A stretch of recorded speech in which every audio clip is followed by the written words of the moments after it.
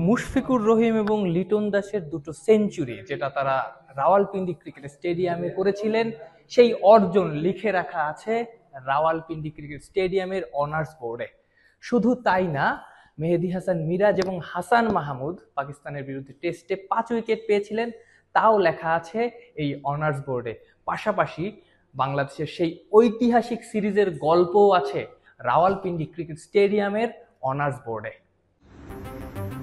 Rawalpindi cricket স্টেডিয়ামের press conference রুমের ঠিক পাশেই এসব অনার্স বোর্ড। সেখানেই বাংলাদেশ ক্রিকেট এবং ক্রিকেটারদের এমন অর্জন লিপিবদ্ধ আছে, তাই অনেক ক্ষেত্রেই এই স্টেডিয়াম বাংলাদেশ দলের জন্য ঐতিহাসিক।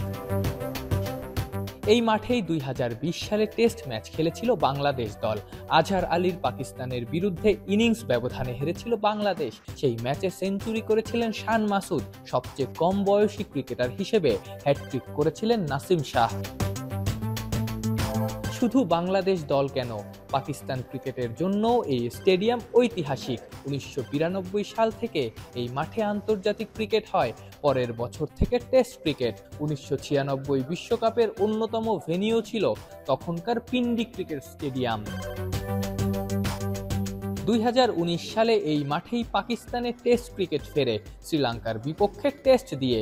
সেই ম্যাচের ছবিগুলো স্মৃতি হিসেবে সংরক্ষণ করা আছে এই স্টেডিয়ামে। 2022-এ অস্ট্রেলিয়া টেস্ট খেলে গেছে, সেই ছবিগুলোও আছে এখানে।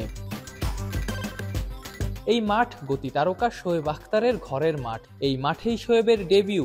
শোয়েবের নামের সাথেও জড়িয়ে রাওয়ালপিন্ডি এক্সপ্রেস। আফনান পিয়াল, যমুনা স্পোর্টস, রাওয়ালপিন্ডি, পাকিস্তান।